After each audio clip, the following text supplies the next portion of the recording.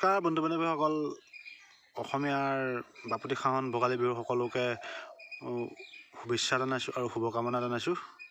যাতে ভোগালী ভোগৰে সকলোকে জীপাল কৰি তোলক, দুখবিলাক দূৰ কৰি সুখবিলাক সকলোৰে লগ দিয়ক আৰু দীৰ্ঘায়ু হওক তাৰে কামনাৰে।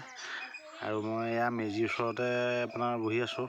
আমাৰ অসমীয়াৰ সংস্কৃতি মাঘৰ বিহু, ভোগালী বিহুত আমাৰ সকলোৰে পৰম্পৰা মেজি জ্বলাব লাগে। মেজি জ্বলাই আপোনাৰ সকলো জুই দুখবিলাক চাহ যাবলৈ আৰু সুখবিলাক আঁকোৱালি ল'বলৈ আমি মেজি বিহু পতা হয় আৰু ভোগ কৰা হয়। এতিয়া বোলে সকলোবিলাক মানে ধান মাহ সকলোখিনি এইটো টাইমতে ওলায় আৰু সেইকাৰণে এতিয়া এইটো সময়ত ভোগালী বুলি কোৱা হয়। আৰু লগতে মোৰ কণমানিটোতো এয়া বালি ধেমালি খেলি আছে মেজিৰ ওচৰতে। মানে কি এতিয়া তাৰ এবছৰ হ'ব হৈছে আৰু মাঘৰ 14 তাৰিখে এবছৰ হ'ব। সেইকাৰণে অলপ ধেমালি খেলিব বিচাৰে, মাটিত নামিব বিচাৰে আৰু কোচত কিমান লৈ থাকিলেও ভাল নাপায়, সেইকাৰণে তাক অলপ খেলিবলৈ দিয়া হৈছে। আৰু লগতে আমাৰ এয়া চোতন ভিতৰ আছে। চোতন ভিতৰ মানে আমাৰ এইটো হেৰি কি বুলি কয়, পোহনীয়া দমনা পো ভাগিন হয়। আইটো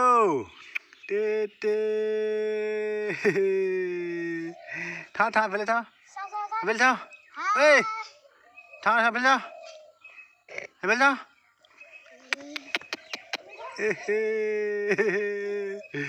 কি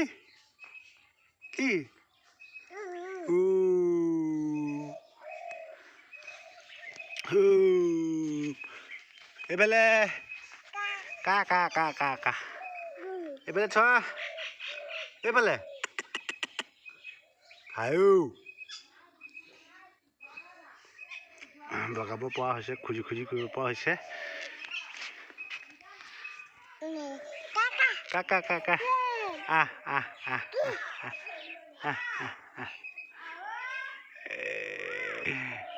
খুজি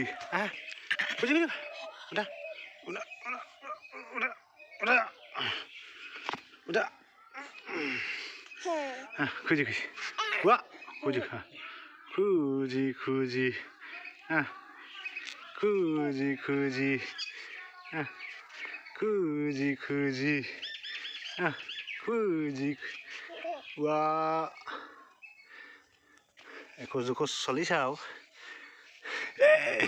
এইফালে খাবই আৰু এনজয় কৰিব। কিন্তু অসমীয়া পৰম্পৰাটো মানুহে এৰি দিব নালাগে, যিয়ে নকওক, খালি হাই হুলস্থুল কৰিব নালাগে। খাওক। মই এতিয়া কাইক কৈছোঁ, আপুনি চাওক এই কেঁচা খৰি খোপা এনেই হ'লে আপুনি জুহালত বহকচোন, নজ্বলায় আৰু হা। এতিয়া কি ধুনীয়া জ্বলি আছে আপুনি দেখিছেনে?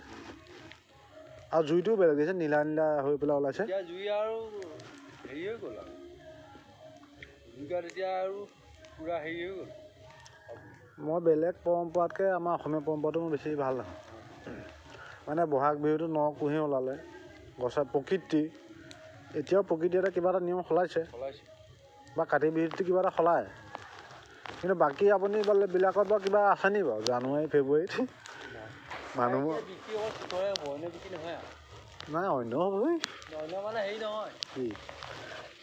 আৰু শেষত ভোগালী বিহু সকলোকে শেষৰ কাৰণে শুভেচ্ছা জনালোঁ আৰু অসমবাসী ৰাইজ সকলোকে শুভেচ্ছা জনাই ইমানতে সামৰণি মাৰিলোঁ।